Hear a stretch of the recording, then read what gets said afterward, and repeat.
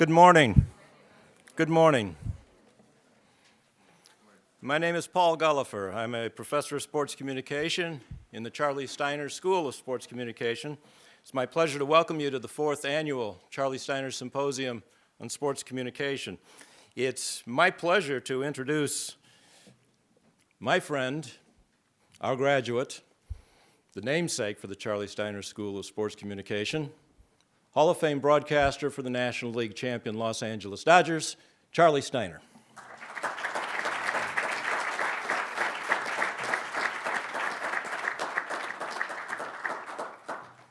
Good morning. I won't be but a minute, but long enough I'm going to sit down for a minute.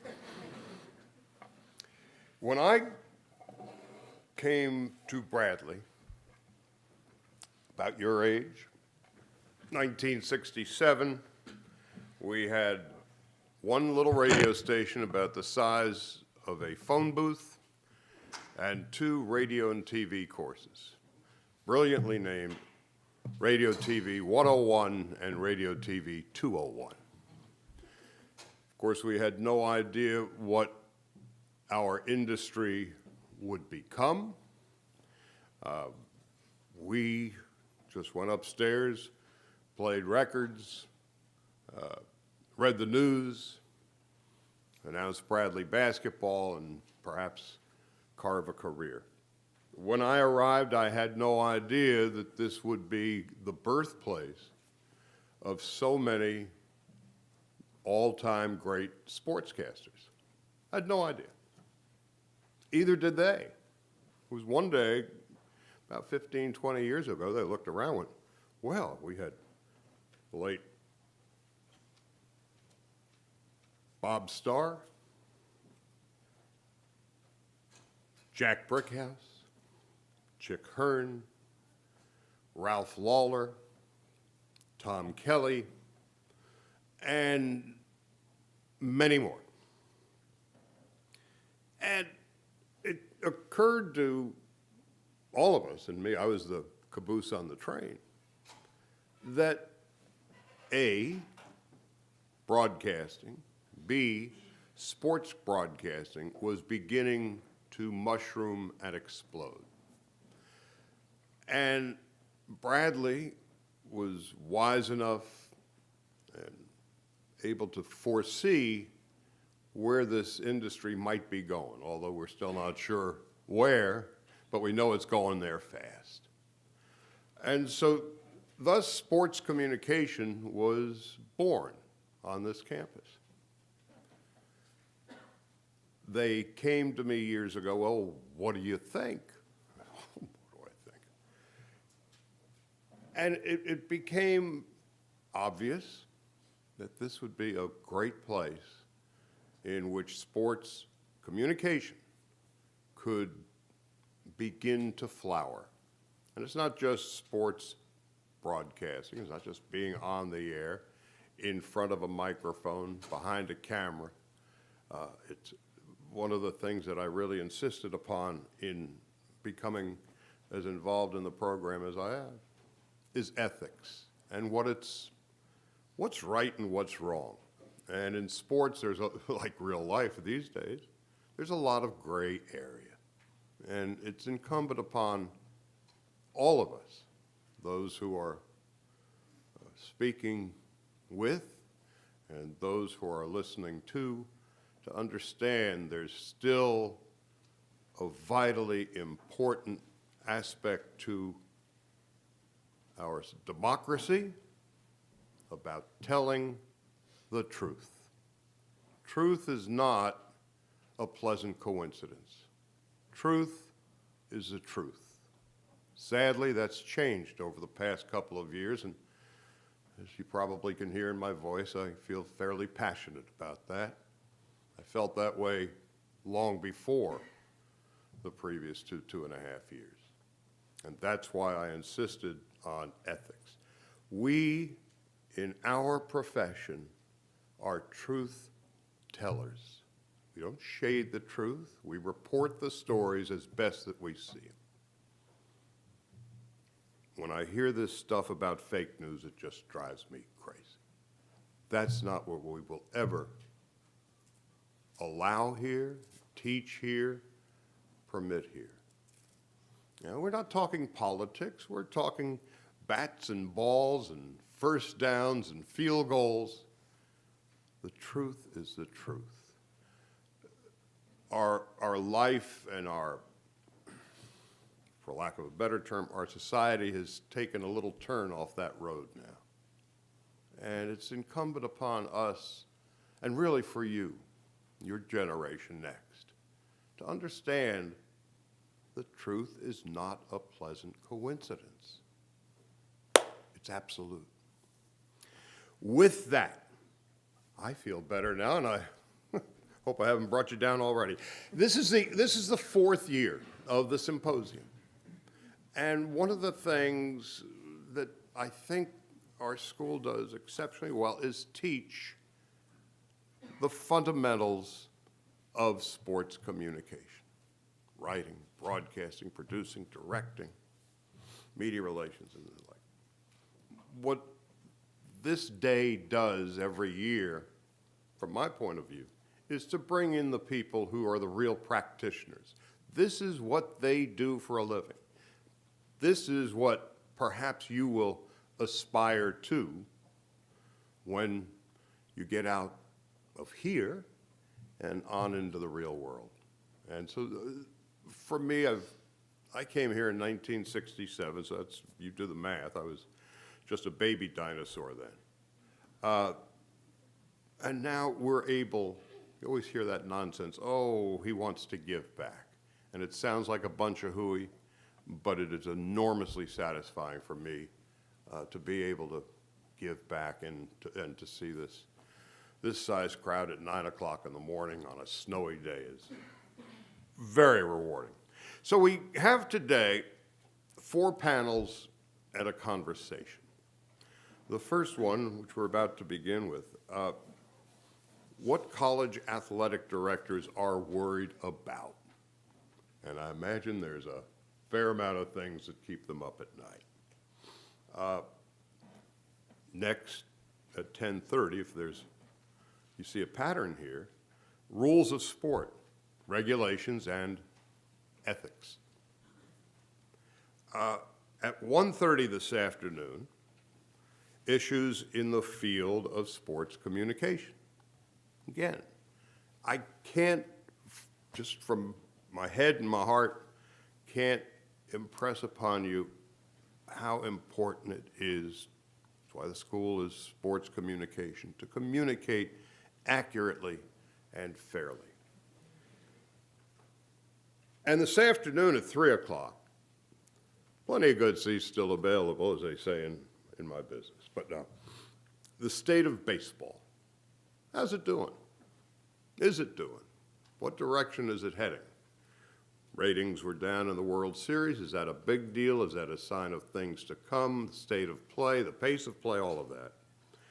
And we have a wonderful panel that includes Rick Hummel, Hall of Fame baseball writer from the Post-Dispatch, Susan Slusser, who has covered the Oakland Athletics for the last 20, 25 years. Pedro Mora, young writer from The Athletic, covers the Los Angeles Dodgers.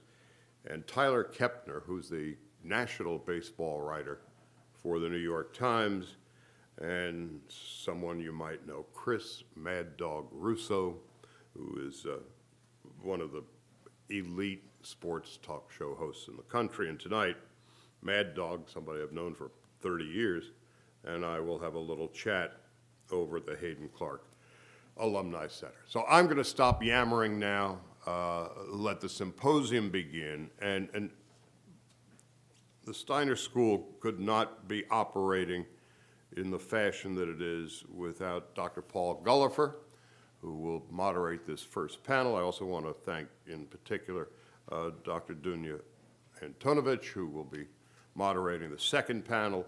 Dave Kindred, just one of the great sports writers of the last half century, who also has popularized the Morton girls basketball team into a national story. He will be taking part in the discussion at 1:30. So with that, Dr. Paul Gullifor, thank you all for coming, and thank you to the panel for being here.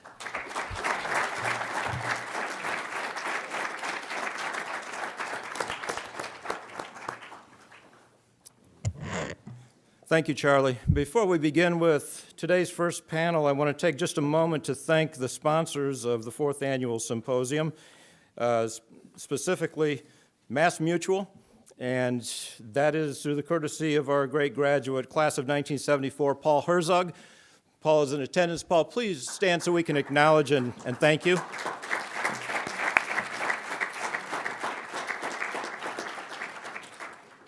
And our radio partners for this event is WMBD 1470 AM, specifically Greg Batten of the Greg and Dan Morning Show. Today's first panel is titled College Athletic Directors and What Keeps Me Awake at Night. I'd like to introduce each of these speakers very briefly with an abbreviated bio and refer you to your programs for more detailed biography of each of these great guests. To my immediate right, Dr. Chris Reynolds was named Bradley University's 10th Director of Athletics on March 17, 2015. He was elevated to the position of Vice President for Intercollegiate Athletics in 2018. On a national level, Dr. Reynolds serves as a member of the NCAA Division I Basketball Competition Committee, and he has been appointed to the NCAA Division I Men's Basketball Committee for a 5-year term, which began September 1st. Dr. Reynolds attended Indiana University, earned his BA in 1993, a JD in 1996, a PhD in 2012. As an undergraduate student, he was a 4-year letter winner in basketball and team captain in his senior year. Dr. Reynolds helped lead Indiana University to Big Ten titles in 1991 and 1993, as well as the 1992 Final Four. Dr. Reynolds is a Peoria native, a former first-team All-State basketball player for Peoria Central High School. Next to Dr. Reynolds is Ms. Jennifer Williams. In 2017, Ms. Williams was elevated to Interim Athletic Director at Alabama State University. Previously, she served as the Deputy Athletic Director for the Hornets for the 2016-17 academic year. Ms. Williams comes to ASU after spending 4 years as the Associate Athletic Director for Development and Executive Director of the Aggie Athletic Foundation at North Carolina A&T State University. Previously, Ms. Williams worked at DePaul University as the Assistant Director of Development for Athletics. Ms. Williams was also a 4-year letter winner and 2-year captain in women's basketball for the Tar Heels at the University of North Carolina, Chapel Hill. And finally, Mr. Christopher Zorich was named the Director of Intercollegiate Athletics at Chicago State University. Before he came to CSU, he spent 3 years as the Director of Athletics at Prairie State College. Mr. Zorich's passion for athletic administration began in 2008 when the University of Notre Dame Athletics Director Kevin White offered him the position of Manager of Student Welfare and Development. Mr. Zorich received a football scholarship from the Hall of Fame coach Lou Holtz. And following his 1991 graduation from Notre Dame, he was drafted in the 2nd round by Hall of Fame coach Mike Ditka and the Chicago Bears. While at Notre Dame, he was a 2-year consensus All-American defensive tackle and winner of the Lombardi Award as the nation's best defensive lineman in 1990. In 2007, Mr. Zorich was inducted into the College Football Hall of Fame as one of the best defensive linemen to have ever played the collegiate game. Please join me in welcoming these 3 outstanding panelists.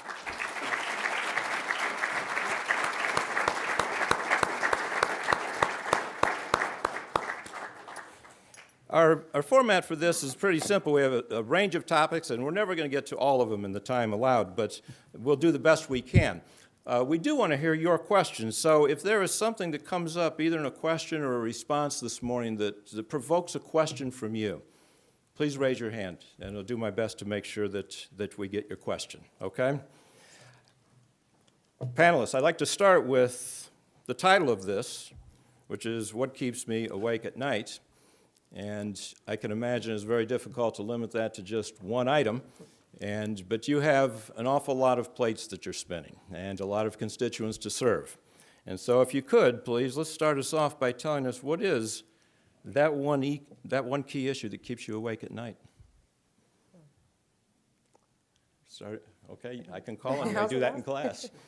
Dr. Reynolds? All right. And I understand this is a figurative term in terms of what keeps you up at night, but I'm just for a second address it. And there's the television answer, then there's the real answer. I'll give you the real answer to the question. And if you take it literally, for me, when I go home at night, and so whatever time that might be, I turn off. And I know, and I'm not saying this is the way everybody should do it, it's just the way I do it.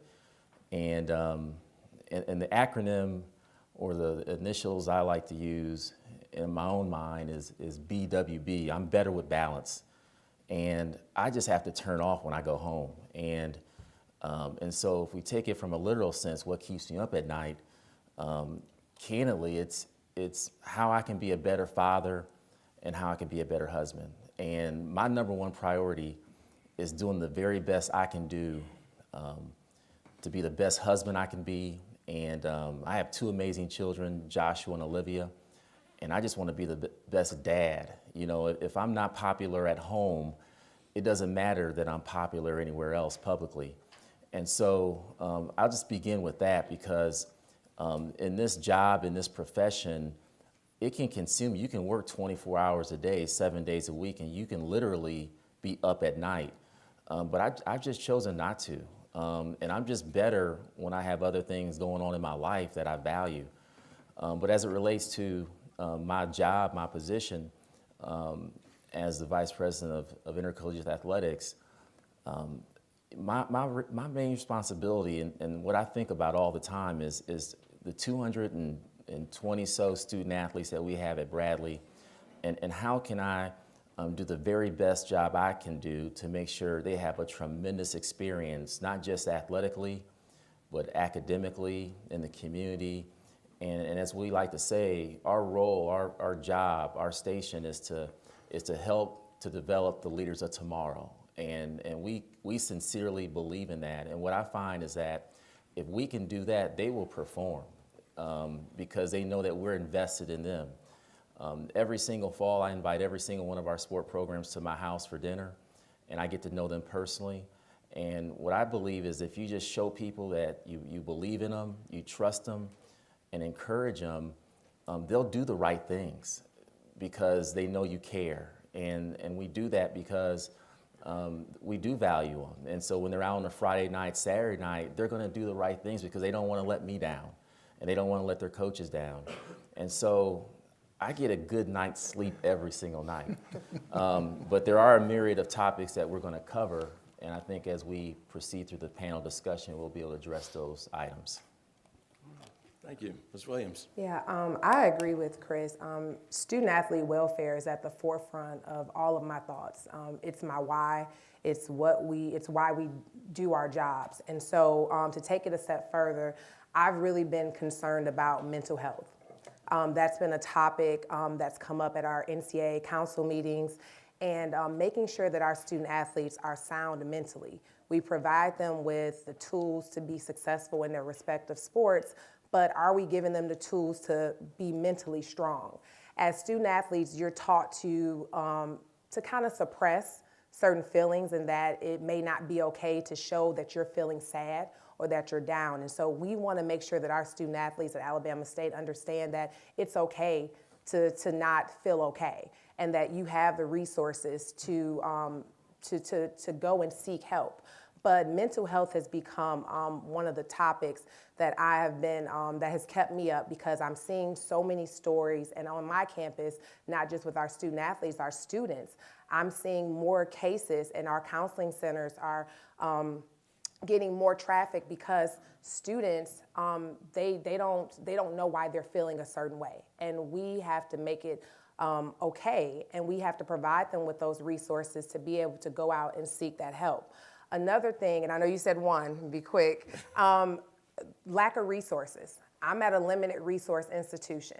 And so, sometimes at night, finding crafty ways to be able to provide my student athletes with what I feel is appropriate for them, because we win on we win pretty much we're winning 8 championships a year. That's kind of what we're averaging. And I want to make sure that my student athletes know that they're valued. So thinking about ways and resources and how we generate revenue so that they can experience some things that some of your Power 5 institutions and some of your Group of 5 institutions are experiencing. Before I get started, I'd like to thank Paul and also Charlie for having me here, and also you guys. You guys are the future of this industry, and I kind of wish selfishly that everybody in this industry had to kind of go through some type of education, some type of schooling. When I started my career in the NFL in Chicago, there was a guy named Mike North who had a radio show on the Score radio station. And literally before that, like months before that, he was like running a hot dog stand, right? And so, and Mike's a good guy. But the idea that in Chicago in '91, they kind of started the shock radio. And I remember it was a big deal that he kind of went from a hot dog stand to a radio show. And it's kind of like, wow, like where's the educational part of it? Where's the ethical part of it? So I commend you guys for hanging out and being here. What keeps me up at night, and it's the same what they were talking about, both Chris and Jennifer, but it's the 176 student athletes that we have at Chicago State. And there's 176 different personalities. We hope that we're trying to provide resources for them, that they will make the right decisions. And a lot of our student athletes are great students, great people, but sometimes you may have that one knucklehead in the group who may decide to do something stupid. And I'm like Chris, I'm not at that stage yet, but I keep my work phone on at night, and my wife hates that, but the idea is that if something goes down, I want that first phone call, because I want that first phone call from the coach or even from the player. All the players have my cell phone number, because I want that first phone call, because that phone call, or my first phone call is going to be to our president, because the whole idea is that as an athletic director, you never want your boss, your president, to be surprised. And so if I get a phone call at 3 o'clock in the morning, there's a car accident and one of our student athletes was involved, I want to be able to make that phone call to my president at 3 o'clock in the morning and let her know what's going on. We have a new president, so she kind of didn't understand that concept. And so I kind of let her know, and we had a situation, it wasn't 3 o'clock in the morning, but I let her know as soon as something happened, and she wound up phoning our student athletes' parents, which I thought was great. So, as I said, we have 176 student athletes, or 176 student athletes. And really, I worry about them, because we live in a different time. When I was in college, everybody has access to information right away. So the idea, if something happens and they're at a party on a Friday, Saturday night, and somebody takes a video or a cell phone, or excuse me, a video or a photo of one of our student athletes doing something, or that's involved in something, that immediately goes online. We kind of live in this immediate culture, and so for me, I want to make sure that all of our bases are covered, but we also try and provide them, as I said before, with the resources to make those tough decisions. So. Okay. First topic that could potentially keep you awake at night, even for those of you that sleep well. The Supreme Court, as you know, last May ruled that states are now free to allow gambling on sports, including college sports. The positions on this have ranged from those who have embraced the ruling, that see this as a potential revenue stream through some sort of taxation for university athletic departments, the so-called integrity tax, to those who fear that legalized sports wagering is going to lead to further corruption and scandal in college sports. So we're curious, for 3 panelists, where do you stand on the issue of legalized gambling in the state? I'll talk.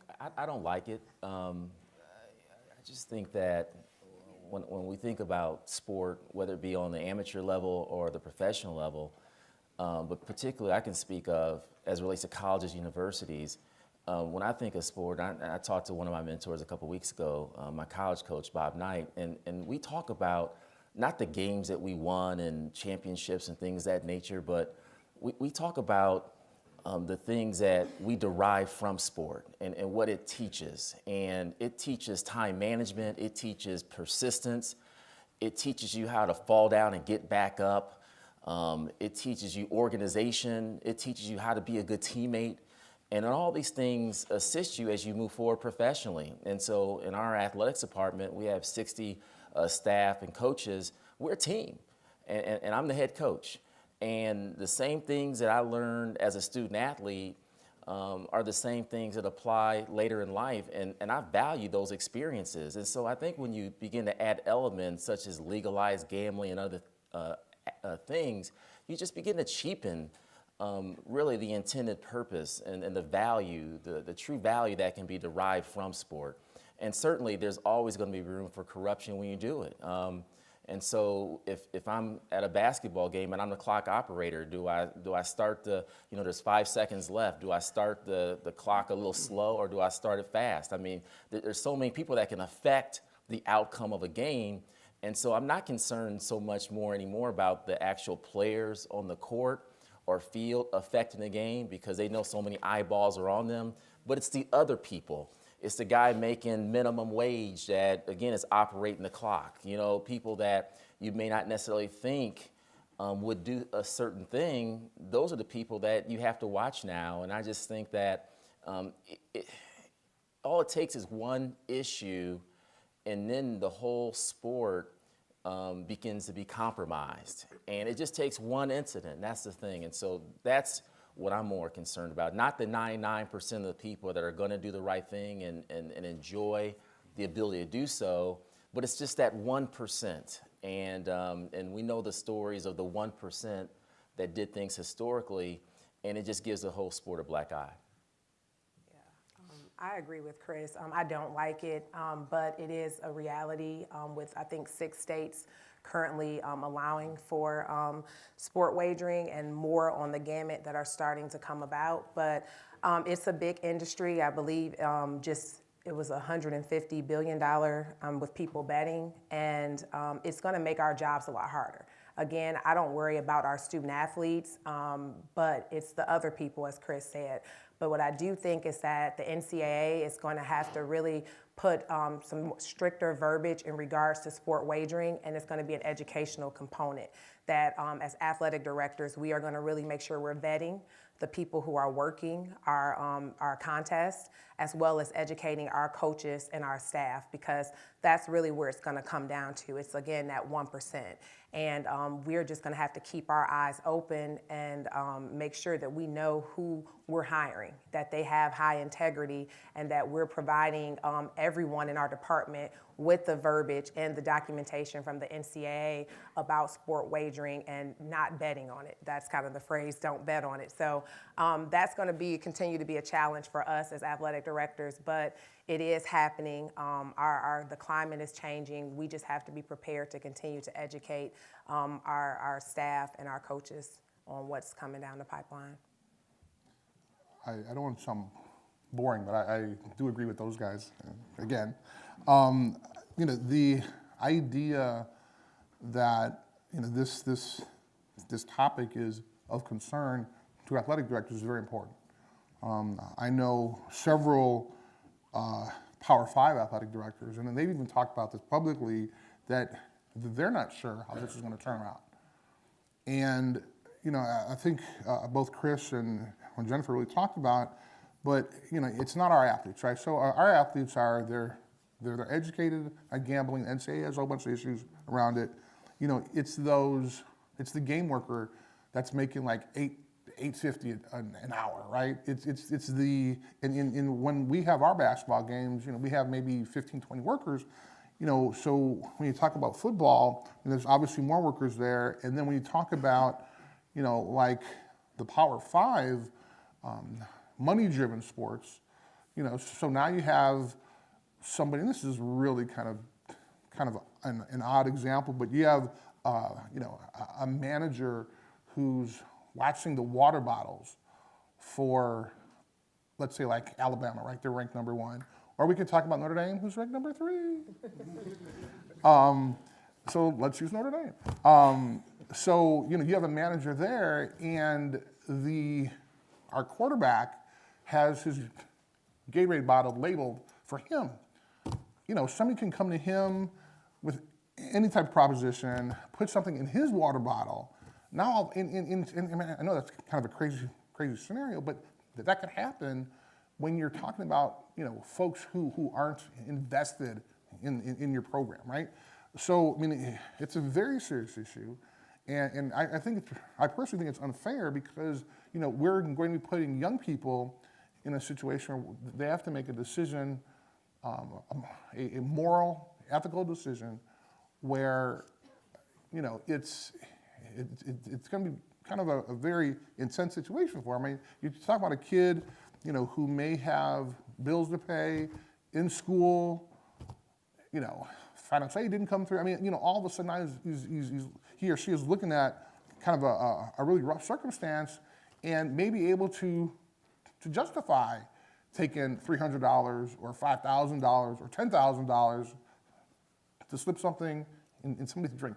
Just something that small, or like Chris was talking about, the shot clock, right? So, this issue, unfortunately, just my personal opinion, I don't think this was thought out properly because, there's, a small number of professional teams versus all the levels of collegiate teams.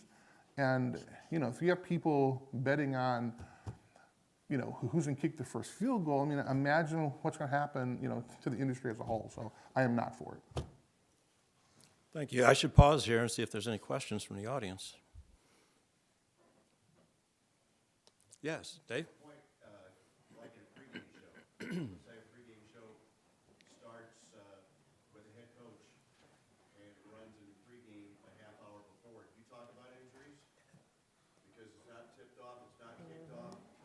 The game is not started, and it's a real issue on how you handle that because that's information that people that wager on games need. So that's a problem for a broadcaster as well. And with the coach, you have to have an understanding, and that's something that needs to be worked out as well. Thank you, Dave. Other questions? Yeah, and I think that's a perfect example of really kind of somebody that's removed from the broadcaster standpoint, someone who's removed from the game, right? So now we're not talking about a game manager, we're not talking about a player, we're talking about somebody who's involved in the game environment who may not have a vested interest in the program, in the team, right? So now we're talking about people that are, outside of that sphere. You could be talking about if there's a player who parks in a certain position, or excuse me, a certain spot, every game, a parking attendant, again, it's kind of crazy, but a parking attendant can kind of do something to somebody's car, right? So now it doesn't start, or it's unfortunately for me, I think it's going to kind of change the betting industry and also the NCAA as a whole. Okay. Yes, Paul? All three of you were successful athletes in your own right. Were you coached as athletes by your administration to be on the lookout for the kind of things that affect undercover scenarios? Yeah, absolutely. I remember, our compliance office meeting with us regularly. I was part of the SAC, the Student Athlete Advisory Council, where we would have meetings about betting. The do not bet on it. That's kind of the slogan that's been around since I was in school. The NCAA still uses it. So we were educated when I was in school about betting. Your higher profile sports at Carolina, it's men's basketball. So, you have runners, these folks on campus. We talking about not to get too comfortable with people just kind of leeching around, and they could pose as your peers. So we were definitely made aware through our media training, through various other meetings about the role in sport wagering. I would say absolutely. When you're a high-profile athlete, particularly as a young person, I think it starts when you're 9, 10, 11 years old, and you start to get a lot of attention. And so when I was growing up here in Peoria, Illinois, and I was going around the country and playing in basketball camps and getting a lot of attention, it just draws people. And then when you get recruited at an institution that is known for its basketball program, with a legendary coach, and Chris Zorich can speak to this too. I worked at Notre Dame. You're rock stars on campus. You just are. And everybody knows you and you know nobody. And so our coaches, they talk an awful lot about you just have to really be careful about everybody you're around, every situation that you're in. And back then, there were no camera phones and things of that nature, but they were still talking about those things because people have agendas and people are looking to benefit off of you. And so it's just very important, particularly even now, for these young people to be mindful that there are people out there that want to benefit and gain from their celebrity. And so it makes it all the more important that these messages are communicated by administrators as it relates to the pitfalls that they could possibly fall into. What's your opinion, and it may not be as much of an issue for your institutions as the Power 5 conferences, with now this additional pressure on student athletes that's going to be coming from people trying to influence them. What's your opinion about compensation for athletes? I would say this. Maybe offset some of that. I don't know if it. Absolutely. So we have a lot of students in here, and how many of you all believe that you may graduate from Bradley with an amount of debt, financial debt? Okay. Yeah. And so when I think about pay for play, particularly in the sport of men's basketball, women's basketball, and volleyball, those are called head count sports. And so those student athletes are on full scholarship. They will graduate with no debt. And so I'm a firm proponent in that we are paying them right now, whether it's $20,000, $30,000 a year at a school per year to get an education and tuition, room and board. That's compensation. Believe me, I'm writing those checks. And so I know that's real money, real money. And then they're getting cost of attendance on top of that. That's real, those are real dollars. And so they are getting paid right now. And so they are getting paid, but they're getting paid in the form of an opportunity to receive an education. Anymore, particularly at Power 5 schools, there's unlimited meals, unlimited gear, unlimited everything. And so they are, and then on top of that, they are given a platform in which they can showcase their talent and they can increase their brand.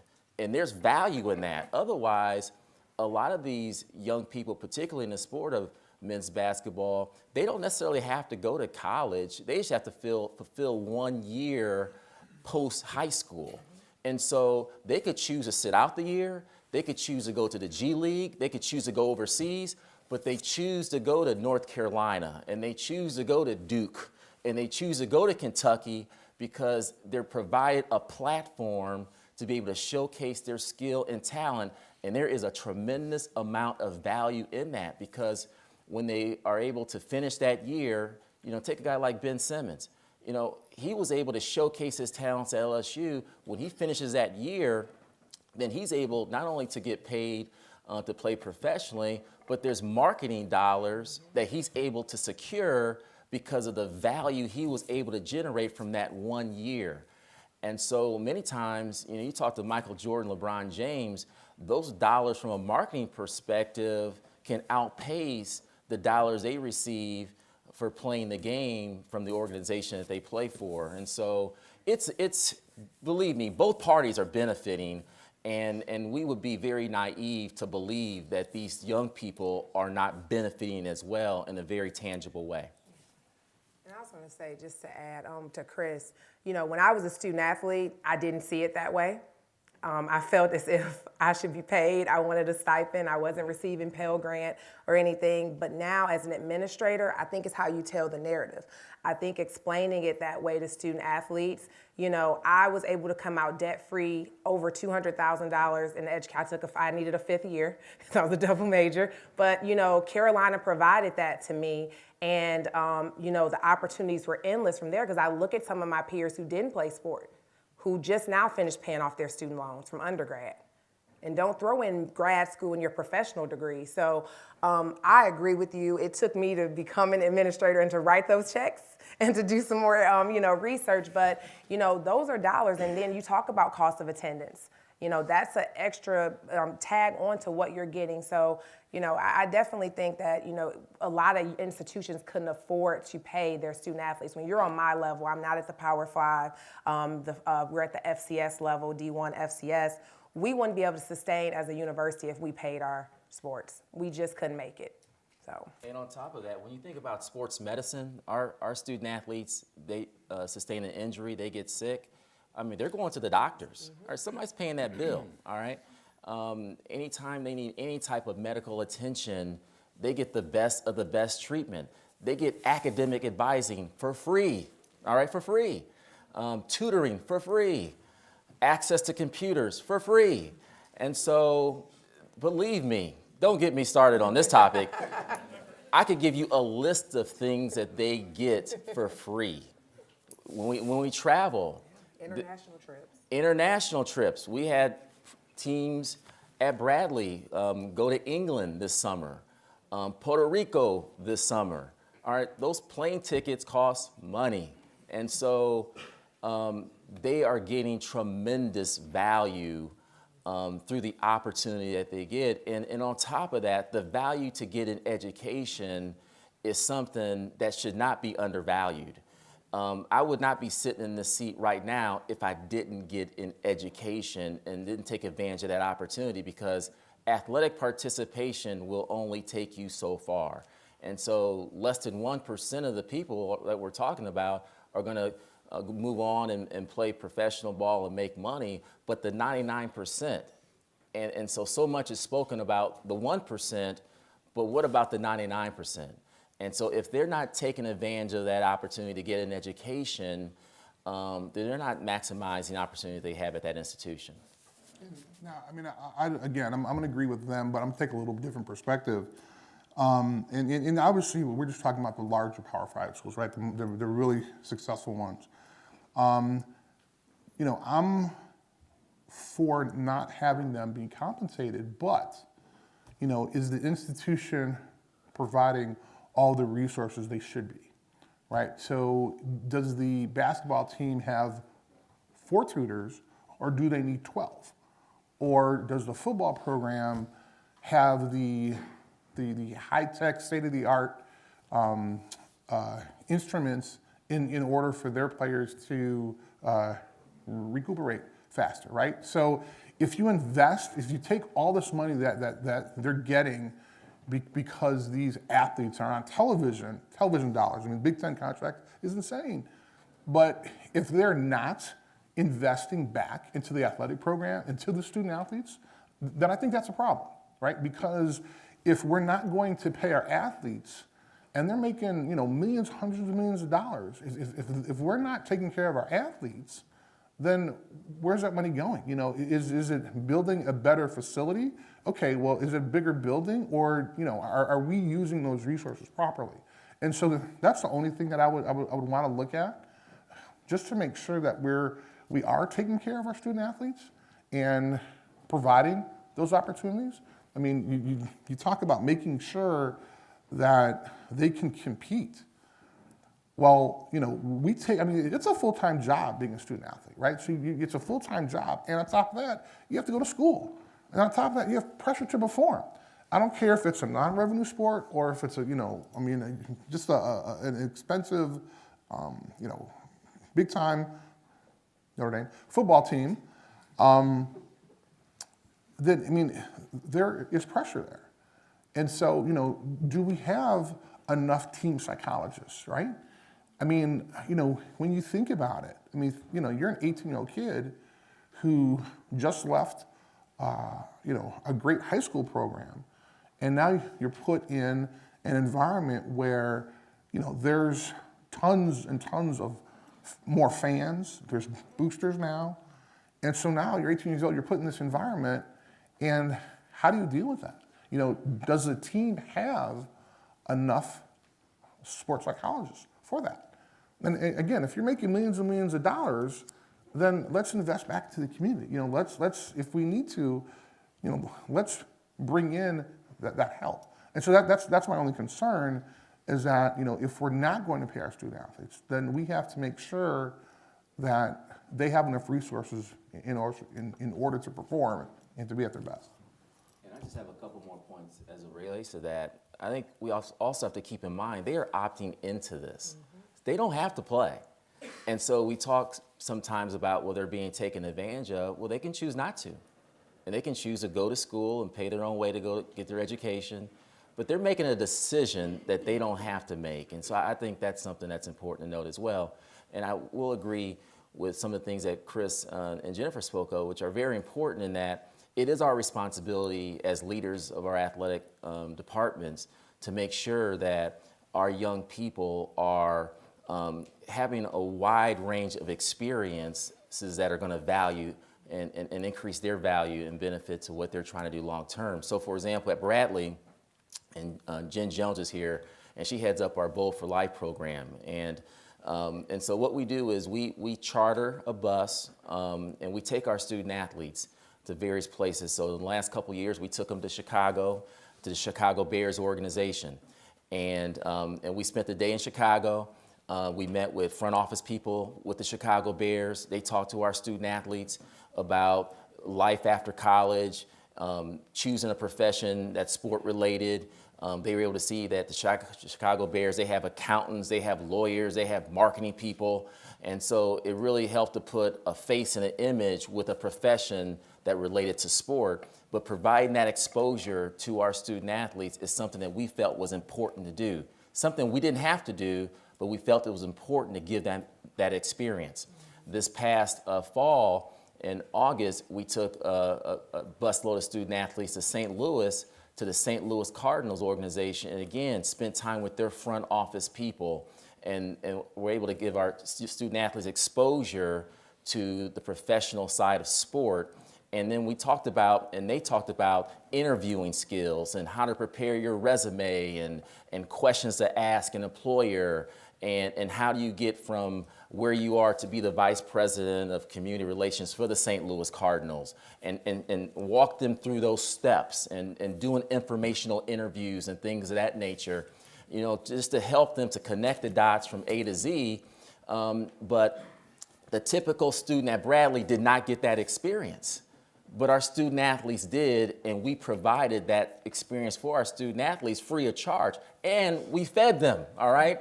And so, again, there's a lot of things that we can do as athletic administrators to make sure that our student athletes receive tremendous value for the time that they're devoting to their particular sport. I'm sorry. Okay. No, I was going to say, just to piggyback really on Chris, what I noticed was that our students were getting that professional development experience, but our student athletes was not. And I feel as if we don't prepare our student athletes for life after sport, then I failed as an athletic director. I take it personal that my student athletes have to be prepared to go out into the real world. So while we couldn't take busloads, we are, again, a limited resource institution, I took our SAC students. I took the leaders of our athletic department, and I took them and took them to different professional development opportunities so that they could come back and teach their teammates, because it's a representative from each team. Also, working with the NFL, the NBA, there are different forums and grants for limited resource institutions where they have forums. One is going to be in December in conjunction with the Celebration Bowl in Atlanta, where we're able to take student athletes from our conference to these professional development opportunities where they're able to talk to front office folks in the NFL. It's about exposure. I felt like I didn't, as a student athlete, I graduated in 2004, I didn't feel like I had the resources or that people talked to me about life after my sport. I had the drive to want to go out there and do it because I knew if I went to the WNBA, I played overseas in Italy, okay, that's only gonna be 2, 3, 4 years. What am I doing after that? So I knew that I had to prepare myself after sport. I don't think that those conversations are being had enough with student athletes because, again, it's a 1%. And I'm at a level where it's probably a 0.5% that you're gonna go pro. So you really have to start thinking about what are we gonna do after sport? And I have my student athletes start as a freshman, career mapping. What do you wanna do? What are you looking at? What are you interested in? Just start thinking about it, because it's gonna change. You know, I was gonna go be a dentist at one point, and now I'm an athletic director, okay? But I mean, it changes, so you don't have to be locked in, but start thinking about it and having those conversations. First of all, I want to say, you guys at Bradley have a great athletic director, and the student athletes at Alabama State, are very lucky, because you're talking about people in the athletic director's seat who have experienced being a student athlete.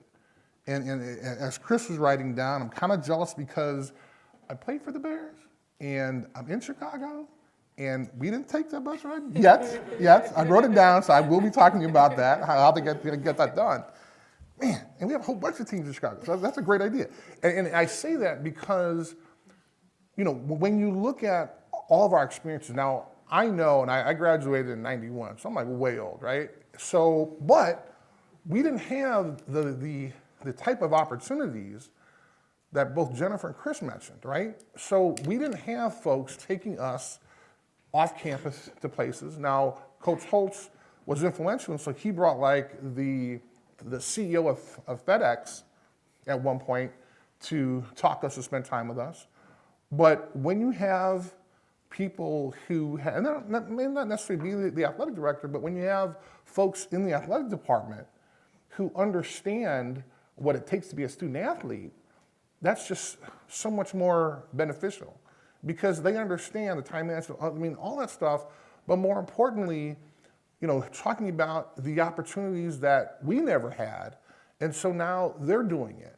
And so it's great. I've been athletic director in Division I for 6-7 months, and I'm still learning, right? So I literally took notes on, I needed to talk to the NFL and NBA about the grants for low resource institutions, and I need to talk to Chris again about, really providing opportunities for folks. But, and you'll see that, there's no manual to be an athletic director, right? So, I'm taking notes here, and I'm sure there were incidences when both Jennifer and Chris took notes when they were on a panel, right? Or when they were talking to somebody. There's no manual, but what you want to do is find ways to provide opportunities that fit your student athletes, right? So we are also a low resource institution, but luckily for us, we got like 6-7 professional teams in Chicago. And so that bus ride for our student athletes isn't going to be that expensive. And funny, Chris was talking about kind of, knowing how much things cost. The fact that I know that Southwest Airlines, they don't pay for 2 bags, like that's really crucial, right? As an athletic director, right? So we can't afford to fly like another airline because they charge for bags.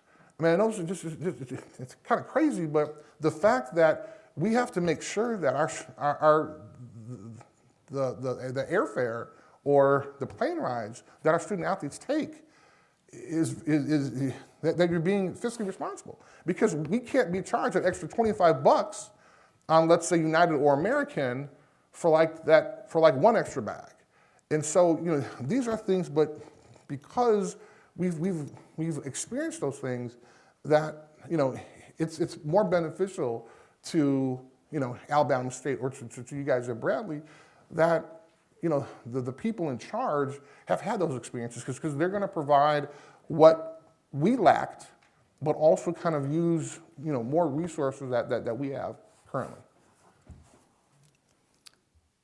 Dr. Reynolds, you raised in a previous response a one-and-done scenario.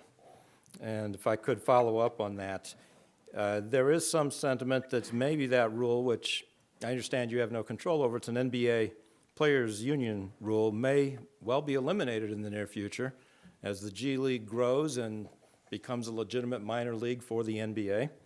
So my question for the panelists is the elimination of this rule good or bad for college basketball, and why? I believe the rule should be eliminated. I really like the baseball rule. You're either there for 3 years or you just don't go, because 1 year is just not enough. Because particularly with young people that, again, are using the platform to promote their brand, and believe me, they're promoting their brand. These young people have handlers, they have people consulting them and how to maximize their exposure. But and it's not a lot of them, but there's a significant number that are utilizing these opportunities in this way, receiving their education. I mean, how can you be completely locked in and focused academically if you know in 12 months you're not going to be there? And so, to some degree, it's not fair to the young person, and it's certainly not fair to the institution, and in particular, the academic advisors are spending time with these young people, setting them up for classes and tutors and things of that nature when they're 1 foot in, 1 foot out.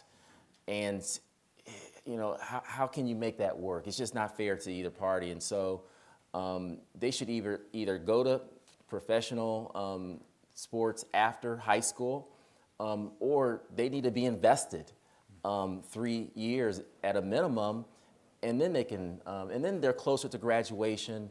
But I'm just a big proponent of whether you're the custodian or you're the athletic director or any of our student athletes, you got to be bought in, and you got to be invested in what you're doing. But if you're there to, in some ways, exploit the opportunity to promote yourself to move forward, then there's a lot of me in that versus the team. And again, if you're into promoting your brand and you want to get to the next level, it's going to affect how you play. And so you're going to look for opportunities to promote you, your stats, so that you can elevate yourself.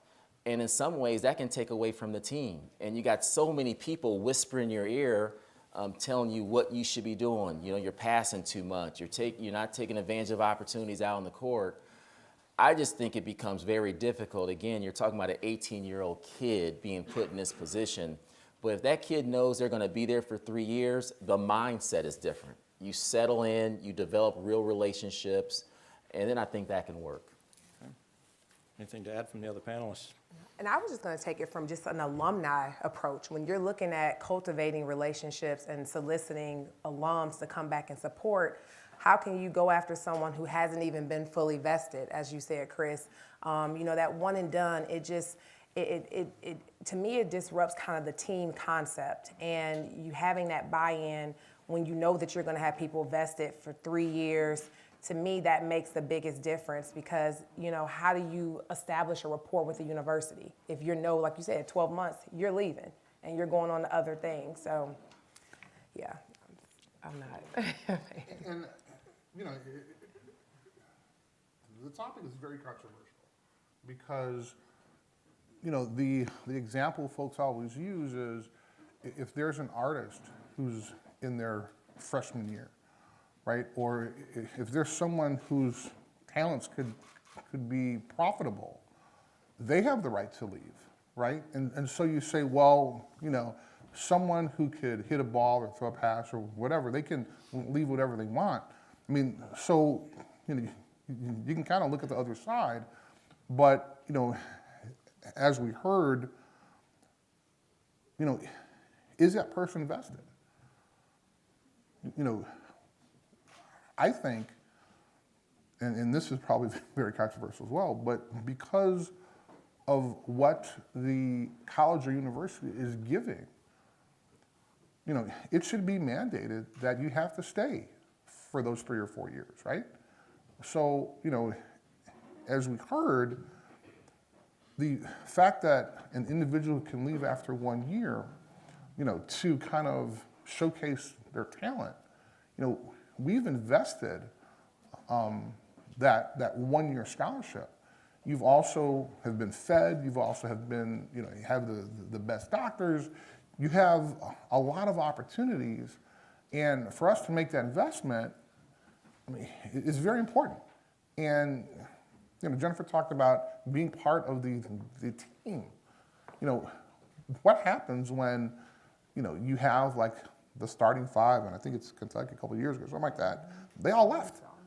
Like what happens? Just like, right, oh, wow, you're gone. I mean, so the idea that, the professional kind of ranks is having this influence on our student athletes, I think is really unfair, because you're talking about literally young kids.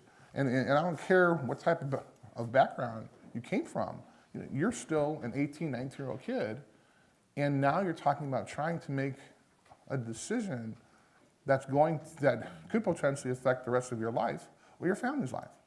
And I don't think that's necessarily fair for an 18 or 19-year-old kid, but at the end of the day, the mighty dollar kind of runs this, right? I mean, the opportunity to have people explore their talents and receive money for it. And this is really what it's all about. And as we kind of talked about earlier, you have these institutions, these universities and colleges that are making tons and tons of money on these 18, 19-year-old kids. And so, which side is really fair? But I think that if we can establish, if it is gone, then let's make the rule and say you have to be, in school for 3 or 4 years. Thank you. I'd like to ask the panelists about something a little less controversial, and that is the subject of esports, which has become an international phenomena. There's big money at stake. The debate has been about its proper place within the university structure, and that ranges from, is this an extracurricular activity? And a lot of folks would be adamant that this is not sports, to those who are taking a wait-and-see attitude on esports, to those who have fully embraced it as a competition where they're creating teams, conferences, and in some cases even awarding scholarships now. So with that, I'd be interested in each of you and your take, and perhaps your institution's take, on esports. Well, I'm not sure if it's a sport or not, and I don't, it might be and it may not be, I don't know, and I don't want to get into that because I think that can be debated all day, because I don't think that's really important. For me, the question is, can you monetize it? From my perspective, from my seat, if esport is something that as an athletic director I can monetize, I'm all in. But you have to balance that with, for example, what is most important at your institution at that particular time, because there's going to have to be resources directed to this activity. And so as an athletic director, particularly in this day and age, you have to show tangible progress. Otherwise, you're not going to be around forever, all right? And so you have to have priorities. And what are your priorities? And so at Bradley, men's basketball is a sport program that helps us generate revenue for our athletics department. And so I can't spend an inordinate amount of time fooling around with esports right now, right? Until we can get men's basketball to the place where it can generate the type of revenues that we need. But once we get that up and going and we feel like that machine is moving in the right direction, then I think you'd be foolish not to explore it, because I've seen enough articles, I've seen enough television programs in New York City. They're selling out Madison Square Garden, with thousands and thousands of people watching kids play video games.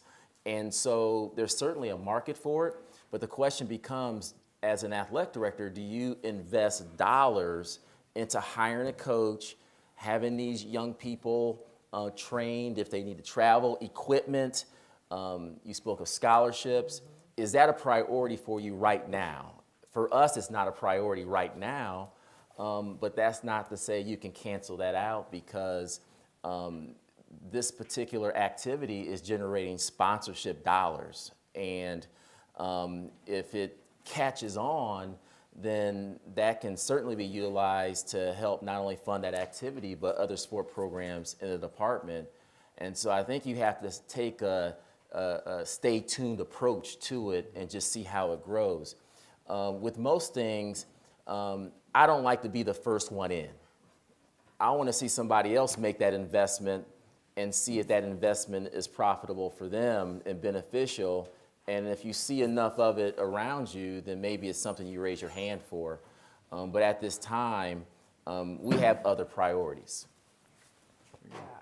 At Alabama State, e-sport has not been a big topic at our institution. While I'm familiar with gaming and the magnitude that it's having kind of internationally at some areas in the States, it has not been at the forefront of conversation.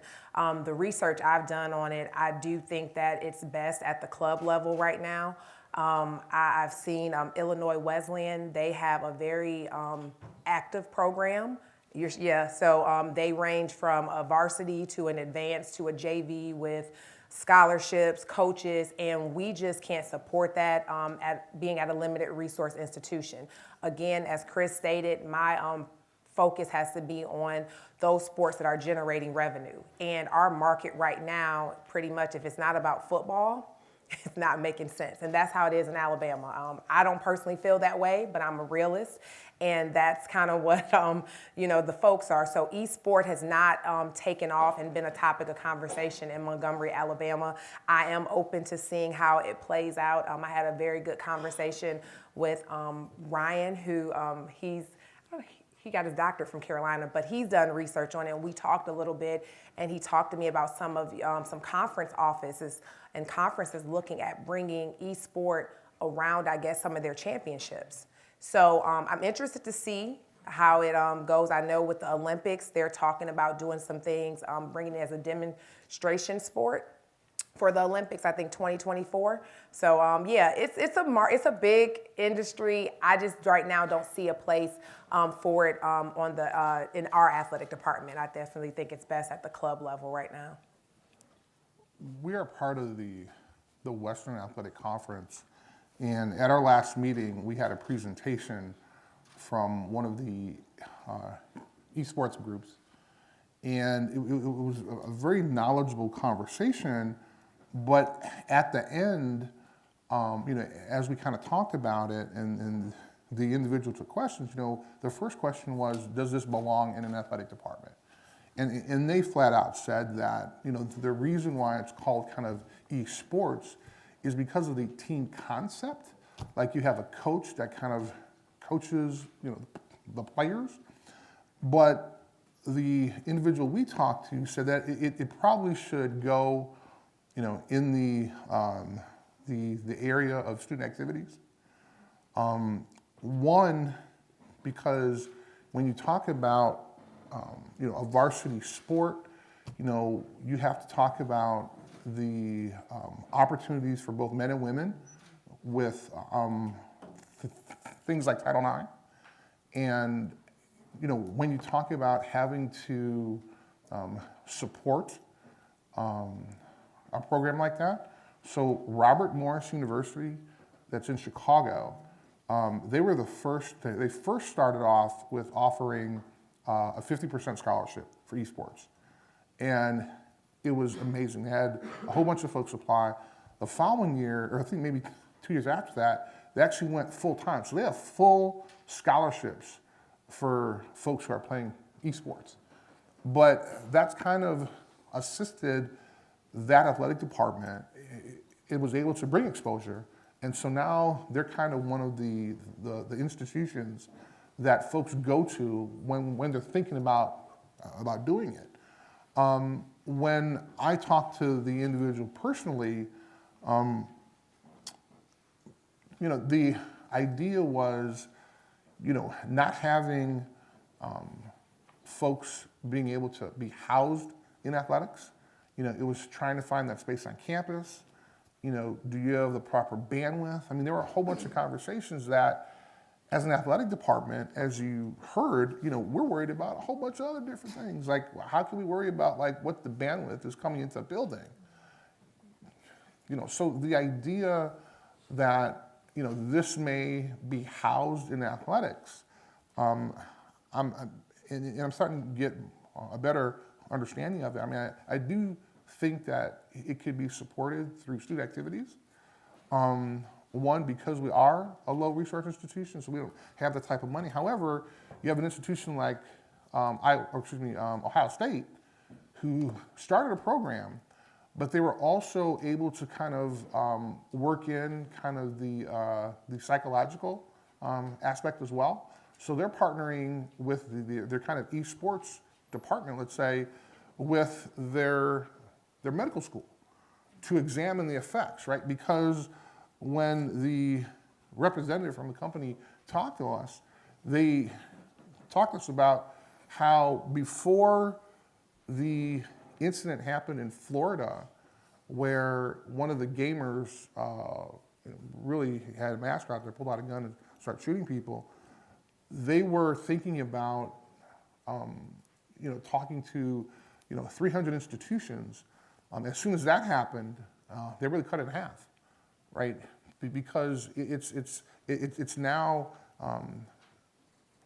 being in an environment where this could actually be an issue. And so, that's why you have an institution like Ohio State who can afford it. They're kind of working with their medical school to kind of see the effects as well. So although, it was a really kind of rough issue to endure, the industry, the esports industry looked at that and they kind of had to take, they had to kind of step away a little bit because they're realizing that, like other institutions, like other professional sports or other industries, they may have some issues here that they hadn't thought about. When they're putting these programs together, they weren't thinking someone's going to go in there and shoot the place up. But, that's the environment we're in. And so it was a big shock for them. So they kind of had to look at it through kind of a different lenses as well. So it's something to kind of keep, keep abreast of. But the idea that, from my opinion, the idea that it belongs in athletic department, I'm not a big fan of. Thank you. We're running up against the end of the hour, so one final question, and that is for our students, our young people who are still trying to decide what they want to do, but may think they want to aspire to careers in athletic administration. In 60 seconds or less, your single strongest piece of advice for students who aspire to do what you do. Okay, I'll kick it off, ladies first. I would say always be willing to learn.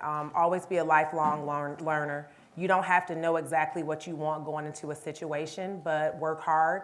I think I look at a lot of young people in my department, and the ones who I try to mentor are those who are willing to do whatever, and that they are super passionate. They may not know everything, but they work hard and they ask questions. We don't expect young students to know, I don't know everything, but you need to be willing to ask questions.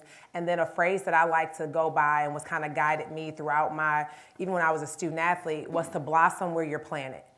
You can't control always where you are, but if you go in every day and know that you're going to do the best you can, that you're going to have a be great mentality, then you're going to be successful. I think being an athletic director is like one of the best jobs in the world.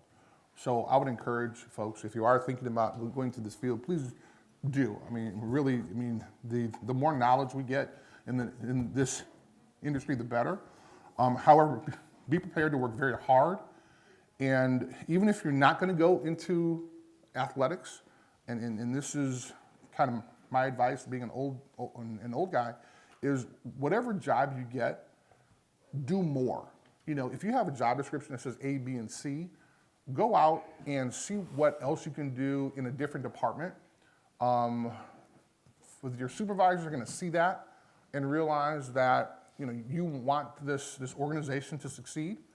But also more important, what you're doing selfishly is you are building your brand. You're building your resume and yes, you aren't being compensated for it, but the idea that you're able to get different knowledge than what your job description may offer is extremely, extremely important, because now you become more marketable for the next opportunity that you have. But again, if you think about collegiate athletics, it's awesome. It's an awesome, awesome field. Please jump in. Just know that you're gonna have to, you may have to start like dumping the garbage in the athletic facility, but you know, because unfortunately everybody knows how awesome this job is, a lot of folks want to get into it. But please, I would really highly encourage you guys to get involved.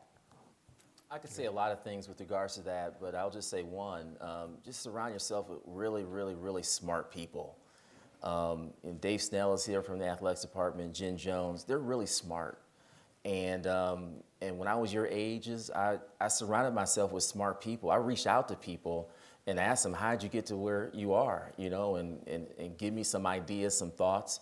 And one thing I find about that, a lot of times we're a little apprehensive about doing that. We're maybe introverted, but people like to talk about themselves. They just do. And so you actually do them a favor, because they'll go on and on and on about how they got to where they are.